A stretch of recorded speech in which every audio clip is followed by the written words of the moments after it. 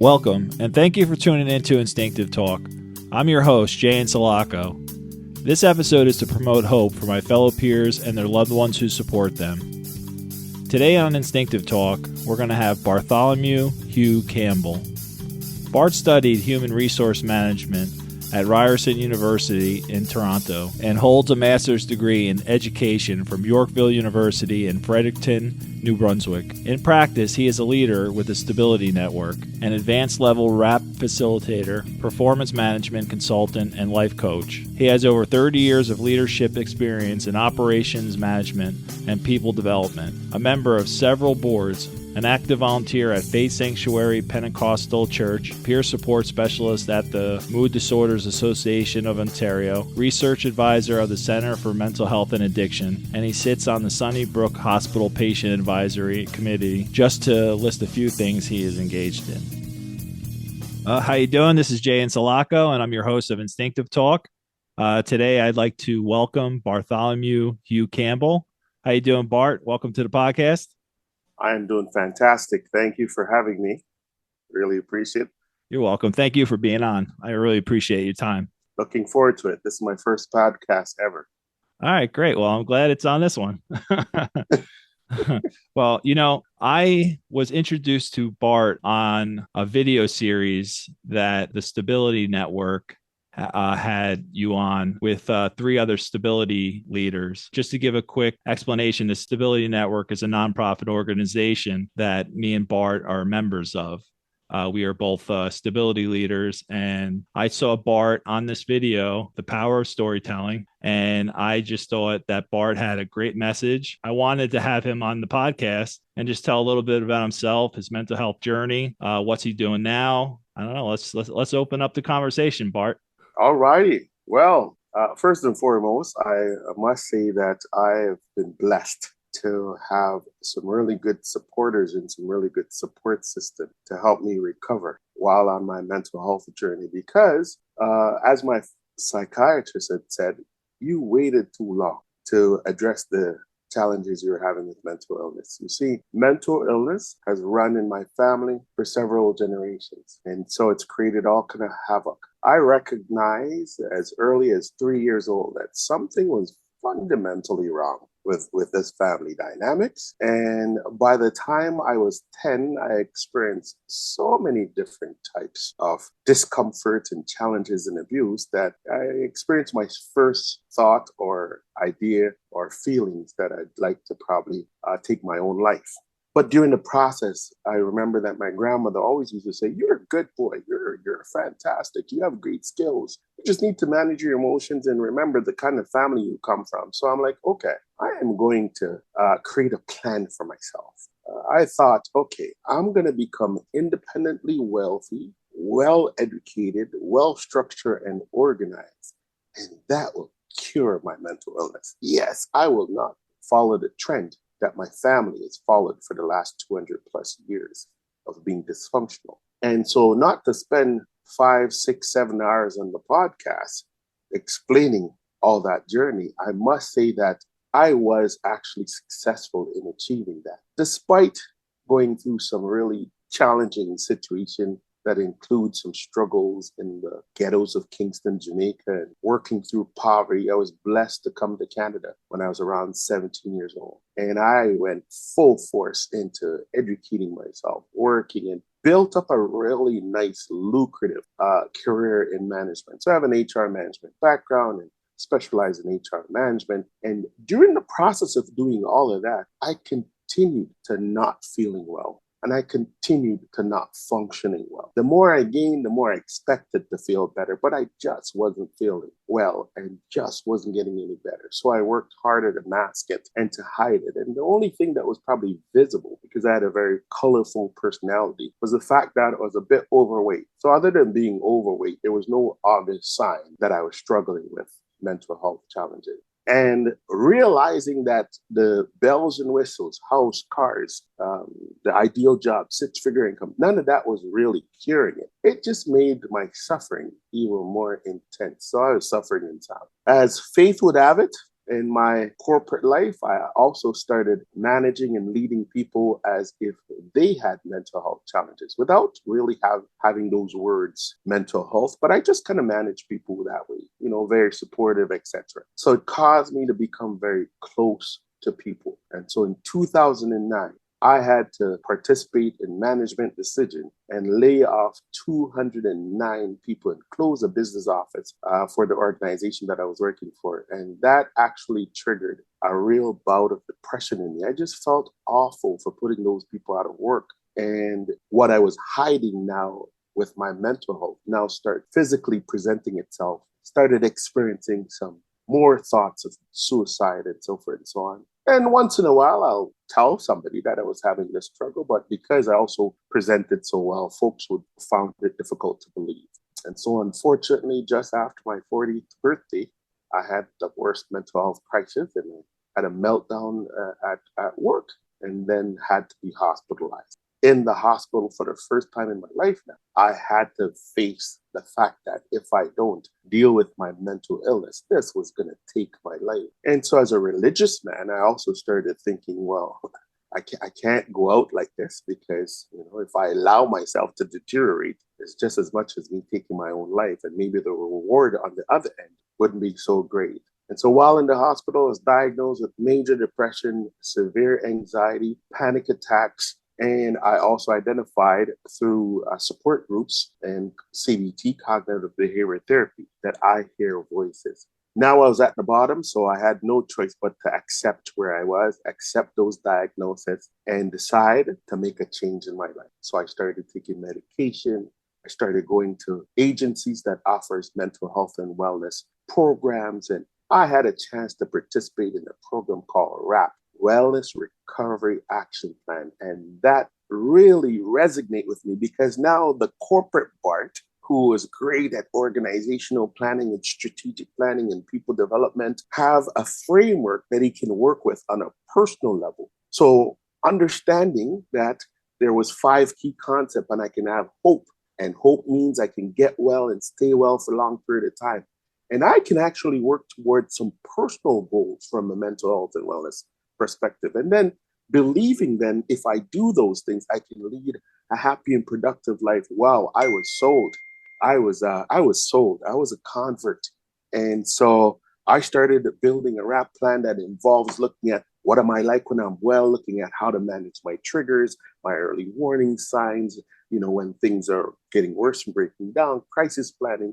And I started acting on that while still taking medication to balance myself. Did so well with managing myself as well as stabilizing myself with the medication that when I went back to work eventually after about 1.5 years, I was blessed now to sort of negotiate what kind of work I would do and then eventually negotiate some sort of early retirement. And I decided to take that opportunity now that I got to be retired to make myself over. And so I says, well, since I'm doing so well with the WRAP and doing so well with the recovery programs, maybe I can learn to facilitate some of these, drawing from the other skills that I brought into the picture. So in addition to starting to facilitate WRAP and other wellness recovery program, I decided to become trained as a peer support worker. And I realized that everything that we do from this perspective, WRAP, balancing your mood, all these different programs that I was participating in really was just helping us take care of that person-centered approach to care.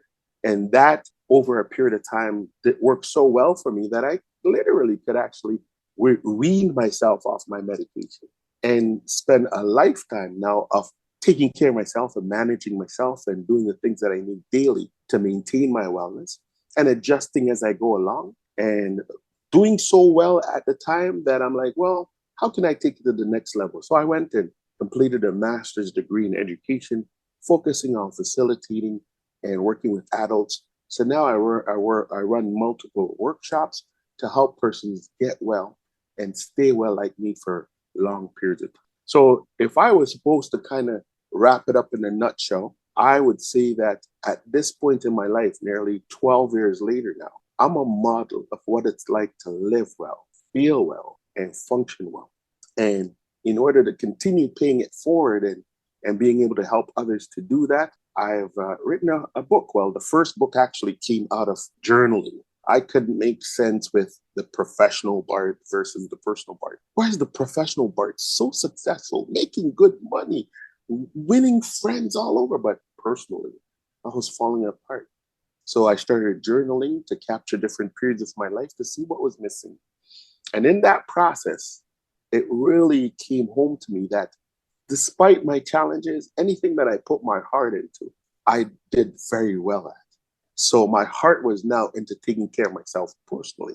And so I started sharing some of those stories, and persons were like, wow, Bart, those are powerful stories. Like, maybe you should consider publishing a book. I said, well, these are my journal stories that I'm sharing with you guys. They're like, yeah, but you could put it in a book format. So I decided a few years ago to convert my journal entries about my life into a book. And it's entitled When You Put Your Heart in It. And I have called it my memoir for the first 40 years of my life, captured the first 40 years of my life. And it's a tool that I use when I'm doing peer support or when I'm traveling and speaking and so forth and so on. But folks like, that's a great story, Bart. This is amazing that you're in such story of resilience and, self-empowerment and self-determination. But we can't be Bart.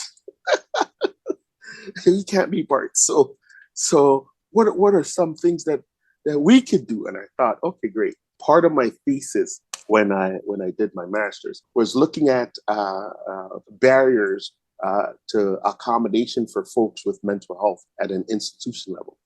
And as I was engaging in that research, I saw that I really experienced the amount of people who are stigmatized or self-stigma, lots of challenges surrounding that. But then I also learned that it's up to each individual to learn how to balance their mood and learn about what they need, how they need to get what they need. And so using the stuff that I found from a scholarly perspective that talks about the research that's surrounding mental health, I decided to use that as a tool to educate folks, to say, you're not alone. You don't have to feel like I have mental health challenge now. It's a death sentence, so I just need to waste away and amount to nothing.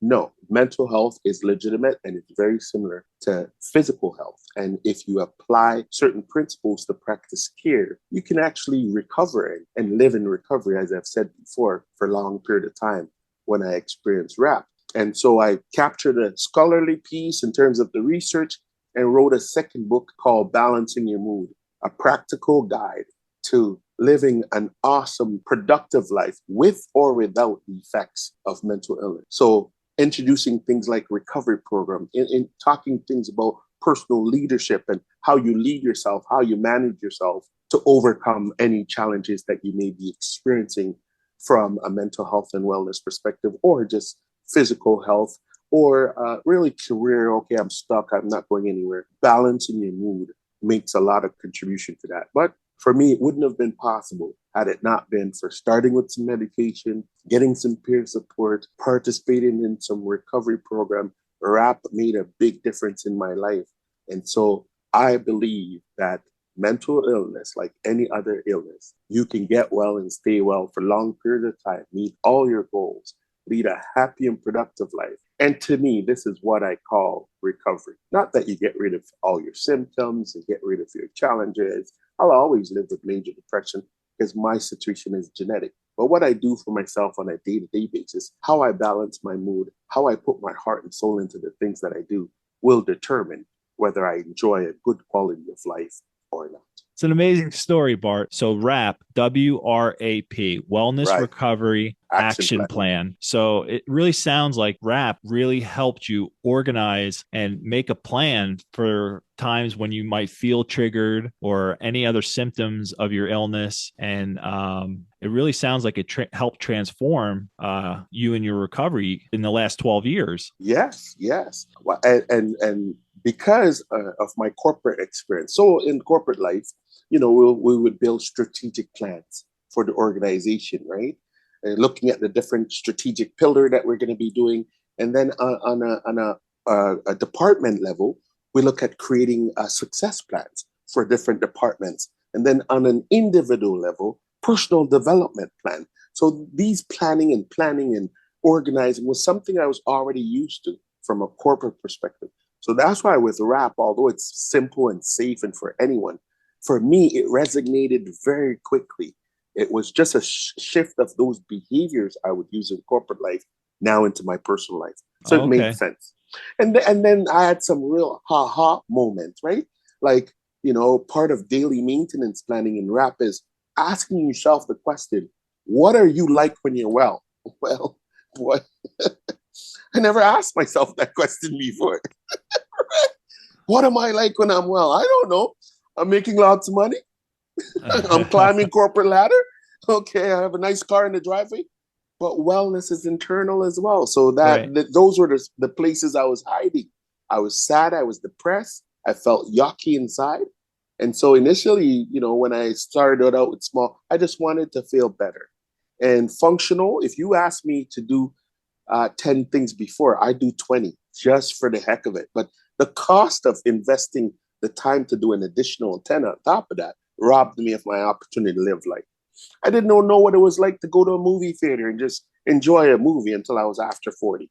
Work, no hobbies, work, church, community. So I was being all things to all people and no good to myself. And it wasn't at that point when you started to come to an acceptance that you needed to, into more of a recovery for yourself? So yeah, rap was a framework that I could relate to. And now I'm an international rap facilitator. So I go around the world training other persons how to be facilitators for rap. And I still run level 1 rap program. So I'm also living that. It's through that process that when I met the Stability Network now, I was able to say, okay, because before you share amongst your rap community, you'll be sharing amongst people who are familiar with rap, who knows about rap. Prior to that, I never shared publicly my challenges, what I was dealing with. I was always sharing a product, a strategy, a plan I was never front and center. Right. And of course, because I struggle with the need for validation, so not having good parental structures and all of that sort of stuff growing up, you tend to validate yourself by the work that you do. So I never want to put out any flaws. But getting to the Stability Network and hearing people share their story and being able to say, I am living proof that you can live a productive and successful life even with the effects of mental illness. So and then at the time there was like 200 people around the world that was doing this. Wow. So I was happy to join that platform and started making headway in sharing my story, and still enjoy doing that. Then it's interesting how also your skills make rooms for themselves. So, after being with the Stability Network for about a year, participating in meetings and that sort of stuff, the executive director said, Bart, would you consider being a board member? And I'm like, no, I don't know what it means to be a board member for the Stability Network. Oh, but you have, when we were initially talking to you, you have lots of board experience. Yes, lots of corporate board experience, lots of nonprofit board experience. But like this agency seems like a speaking bureau. What do you do in a speaking bureau? He's like, you'd be surprised. Some of the corporate skills you bring can help with structure. So after a little back and forth and going through a sort of an application and interview process, I became one of the board members for the Stability Network. And I've been there now for 2 years as a board member and trying to help that organization really carve out a place or space for themselves in the area of mental health and wellness and storytelling and peer support worldwide. Well, that's great, Bart. How do you feel about you being in the forefront, talking about your mental health and your recovery? How do you feel now that you have a label of mental illness? Does it bother you at all? That's a good question, because I've come across folks in my practice that struggle with the diagnosis. I was one of those folks that embraced it. You embraced it because it makes sense. Yes, it's like, wow, now I understand. I thought I was a slacker. I was just lazy. I need to get on with life. I even thought at one point I was a faker. How can you be so positive and bubbly, and then you would go home and you're crashing and depressed and you want to die? Like, so being diagnosed, going through that process really helped me to make sense of it. So the struggle to put it out now when I had a corporate image was another struggle, another hurdle. Are people going to believe me? How, like, are they thinking that this is just me trying to get attention? Like, that sort of stuff. So I struggled for a bit, but the Stability Network helped me carve my story in a way. And I found support that helps me now put it out globally. So now I embrace it, not just in the rap community or in a Stability Network community. Now I'm on a podcast talking to you that's going to be broadcast, I don't know where, about mental illness. Yeah. So I am literally, for lack of a choice, a better term, out of the closet and not going back. No, I understand what you're saying, Bart. I mean, I say the same things. I'm out about my bipolar disorder, and I work Monday to Friday job, and I'm your average guy, and to have it out in the open, it's honestly freeing. For me, I had a personal stigma. It was my own personal stigma about mental illness. I was just ashamed of having that label. And that's why I wanted to ask you, Bart, like, did you have a problem with that label? And it sounds like to me, for the first, I guess, 40 years of your life, you really didn't have that label. And then when you got it, you're saying that you embraced it. Yes.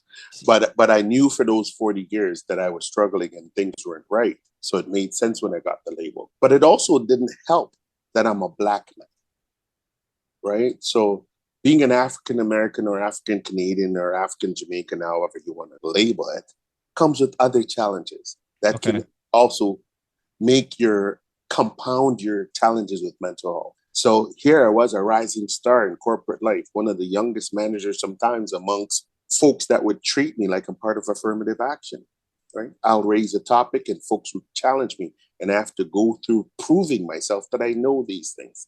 So there's other things tugging. Initially, it felt good. Oh, somebody asked you, what is a root cause analysis and how do you do a deep dive? All right, I'm ready to go. But then when I pay attention and see I'm the only one being asked that, sometimes even junior people brings up point, but they had the right face and the right look and the right background, and they don't get challenged. So I had other issues. So it's almost like those things kept my attention for a period of time and worked as also a distraction from some of the things that was going on with me mentally and otherwise. So, hindsight is a blessing that those folks got laid off. And I now started feeling publicly ashamed, personally ashamed, feeling like a failure. So some of the things that I was hiding now starts coming to the forefront and resulted eventually me being hospitalized and now going back to work after a year and a half. And folks are like, hey, what happened to you? And having to kind of say what happened to me and have to negotiate for accommodation and those kind of things. After going through that process, almost like I got my life back, or a life I never had, and I love it. And now I want the world to know. And I think you heard me mention that, I'm a model of what it's like to live well, feel well, and function well. I told myself that as soon as I started doing peer support and stuff.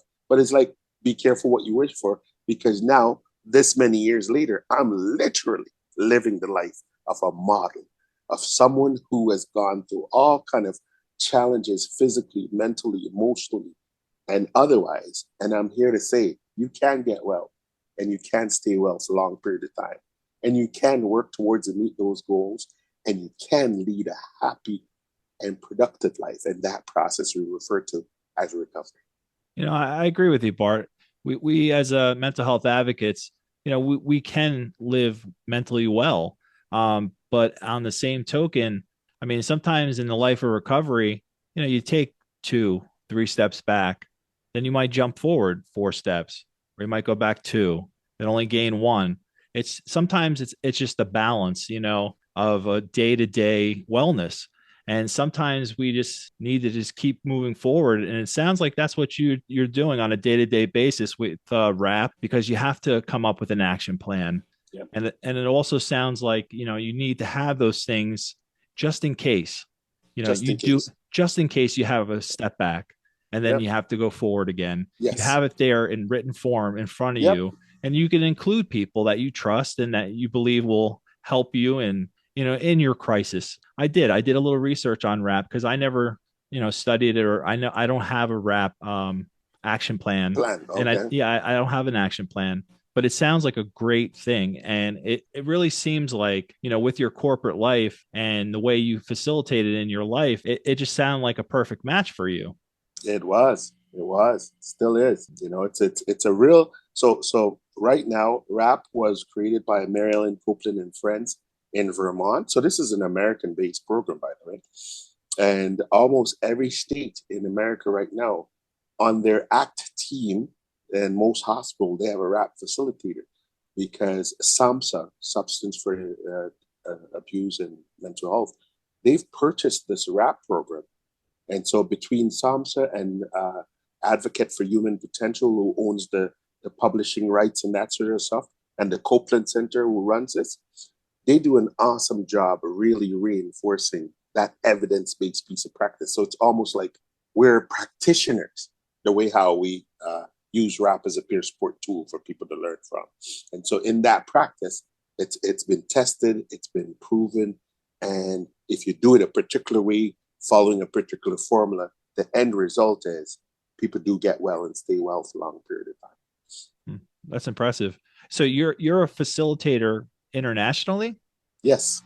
And every 2 years, I do my refresher. So with everything that we do, especially in this business of looking after folks, you need supervision. So with peer support, with WRAP, every 2 years, I'm down in the States with the Copeland Center, doing my refresher, doing my recertification, going through the process of seeing what's new, what's up and coming, what's changing, how things are going, to maintain that, what I call the fidelity of the practice. Okay. So it's impacting people's lives. Yeah. Wow, that's great, Bart. You talk about your faith, and you want to talk about that a little bit? I mean, because it sounds like you have a great belief system behind you. Well, I as I said, some of the things we can spend hours talking about, because I've had a very interesting life.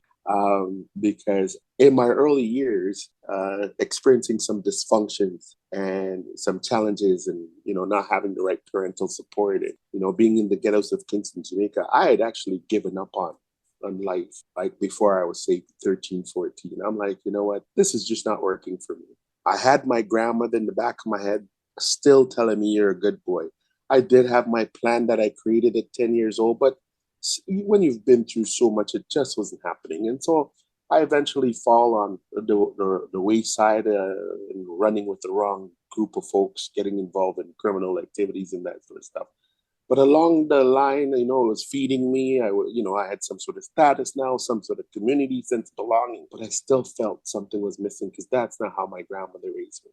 So it dawned on me when I turned 15 that maybe you should go to a church and see if you can find a nice girlfriend there to plan life with. And so I showed up at a church to go find a girlfriend, not knowing that the value system that my grandmother had put in me already, was enough to give me a good base to work with. So when the preacher started preaching, instead of finding a girlfriend, I ended up finding Jesus. All right. And so I gave up criminal activities and gang life and that sort of stuff, and now started really putting my shoulder to the flywheel and struggling to make life. And I was blessed to have my stepmother come to Jamaica for a visit close to that time, and, really fell in love with who I was, and says, I'm taking you to Canada, and made arrangement for me to leave Jamaica and come to Canada. So initially, I really credited that spirituality as part of what kept me grounded. And it did to some extent. But then I come to Canada, a couple of years after starting to go to church, started getting involved in church activities. And I start having another set of internal struggles. I call it the inferiority complex. I started feeling I can't be on the same level as these folks. They've never been a thug. They've never stolen anything. They've never even gone to a movie. Some of them, they're wearing nice, beautiful dresses and nice suits. I am not in that category. So I started suffering there, actually, inside. That was my first place where the internal struggle started. Okay. Folks are saying, oh, Brother Bart, you are so good at it. But I'm not feeling that way. And it's like, why am I not feeling that way? And struggling with it. So, on some levels, the spiritual kept me going, putting one foot in front of each other. But even having the Bible and all the teachings, it wasn't practical enough, or broken down practical enough, or I lacked the understanding, or the leadership that I was part of didn't translate it into an actual plan that you can work through, it felt like I was just living on faith, living on faith, living on faith, living on faith. And it was okay to a certain point, but there comes a point. I went through some challenges. I ended up getting married and being divorced. That was my first real trigger, if I was going to be honest, with mental health, because I had my first mental health breakdown being in a really toxic marriage. And it's not that we were bad people, but we're supposed to be two religious people that didn't know how to communicate with each other. We brought baggages into our relationship that were never resolved or taken care of, because we're going to church and clapping our hands and singing and running around the church, but not really talking about the abuse that we went through at home, or we experienced as a child, or the neglect. So that was a recipe for disaster. And so when that failed, the only thing I had left was work. And so when work failed, and now I'm in the hospital, I was introduced to WRAP. It gave me a great framework where now you merge everything. The skills I have in corporate life, I'm benefiting from. My faith that I believe in and strongly support me, and WRAP. That's great, Bart. Like what would be like the simple message that you could take away from your faith? Keep holding on, keep believing. And there are times when you can't believe in yourself, but if you have something bigger than yourself to believe in, sometimes it helps you find that purpose. And so there are times when I didn't really believe in myself anymore. I didn't feel like it was even worthy. But through spiritual activity, I was serving others. I was feeding the poor. I was ministering to kids in depressed communities, and so forth and so on. So my sense of purpose in that sense kept me going until the doors were open for me to actually start taking care of myself from inside out instead of from outside in. So keep hanging in there.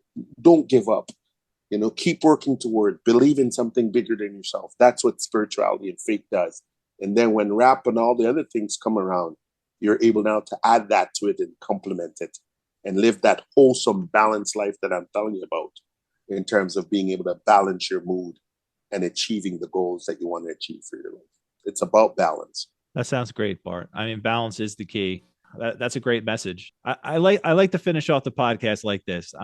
Honestly, Bart, you've lived a long life in recovery. In your last 12 years, the wisdom that you gained from your mental health journey, what would you tell your former self, the young guy that was struggling all those years with a mental illness? Like, what wisdom do you have now that you would like to share with that, younger self?